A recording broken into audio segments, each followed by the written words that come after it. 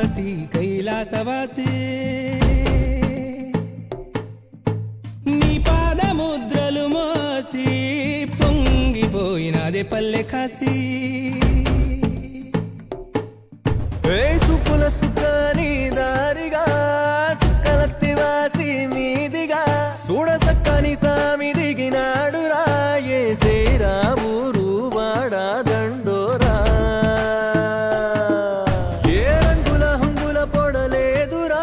ఇడు దెంకమ శంకర శివుడేనురా నిప్పు గొంతున నిలపు మచ్చ సాక్షిగా